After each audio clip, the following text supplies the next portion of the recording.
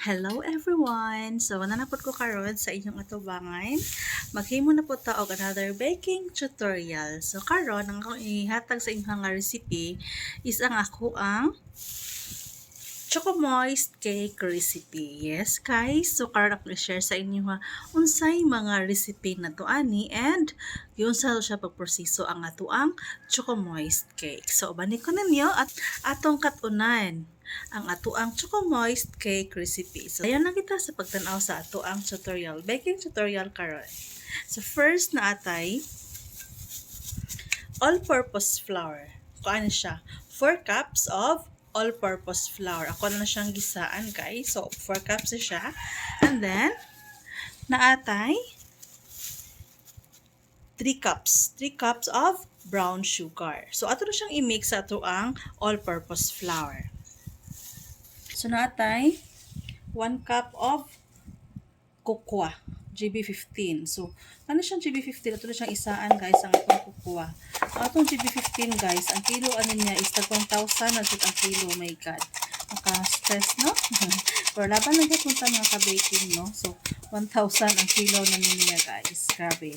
Sa una sa kontahin, first na ko is 400 ko lang. First yun akong pagsulod aning kuan baking. And then, sunod, we have 33 grams of powdered milk. So, para siya, ito ipuno. Ito ang powdered milk. And then, we have the 2 teaspoon of, then we have 4 teaspoon of baking powder. 4 teaspoon of baking powder. And then, 2 teaspoon of salt. So, pag after ani, ato na siyang i-mix, guys. Ang ato ang mga dry ingredients. Ato na siyang i-mix pagtarong. So, i-mix lang siya ang ato ang mga dry ingredients. Nahan ko siya og mix. So, kung tanaw nimo nga na mix na pag-ayo ang imuhang mga dry ingredients. Ato isunod ang ato ang canola oil. 1 cup of canola oil. 1 cup ni siya of canola oil. And then, 1 cup sa ato ang 1 cup hot water, guys. So, kay atong kuan is kuanon siya atong pagkabuhaton Choco Moist Cake. So, mas nindot og naa siya hot nga water. 1 cup lang sa hot water. Ito siyang ipunan og room temperature lang siya nga water, guys. So, kani siya sa water, ato na siyang ibana-bana. Ato na siya, ikaw na siya mutansya ani kay magdepende man pud na sa imuhang all-purpose flour, guys. Naiuban nga kuan, kusog kayo siya. Depende ko siya sa klase. So far, ako siyang experience. So, muna siyang, imuha lang siyang bana-banaon. Itansya na gid nimo nga ma-reach nimo ang consistency nga imuhang gusto. So, imuha na siyang i-mix pag-ayo nga to ang dry and wet ingredients. So, ito na siyang i-mix, guys. Wala. So, kulangan pa ko sa water. So, ito siyang punan. Gamay lang. So, ito na siyang i-mix, guys. Ito na siyang i-mix. And then, sa di pa kalimot, magamit jud ko og chocolate flavored. Yes. Natay Bakersfield chocolate flavored. So, before, ang palit na kon is tag 300 plus lang. Like 340.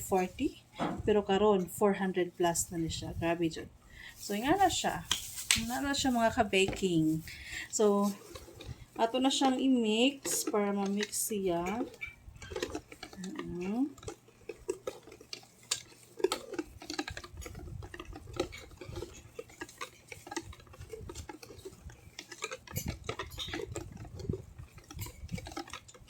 So, tanawa siya, guys.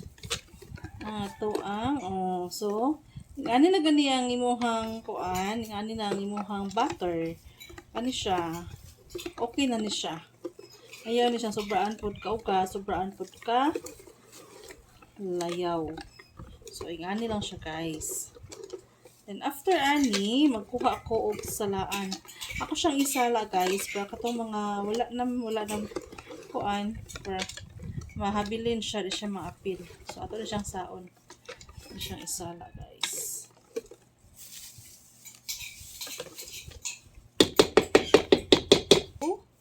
Ato na siyang isala, guys.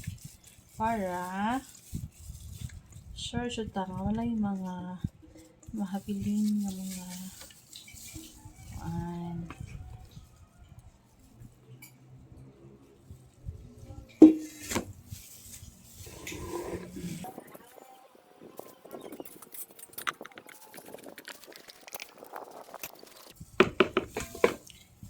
So, ato na siyang isulod sa atong sudlanan. So, ato nang isulod sa atong sudlanan, guys. Natay tagtulo, tag 6 inches ni siya.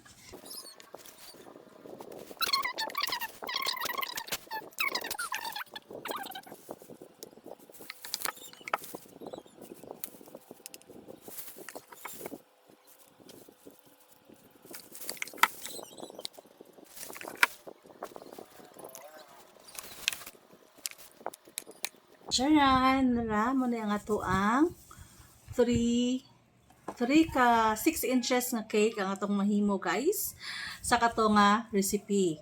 So actually pwede na po to siya duha ka 8 inches nga 8 by 2.5. Yes, pwede na po siya 8 by 2.5 nya kani kay 6 inches 6 by 3 kada round pan. So mano siya ang mahimo, guys.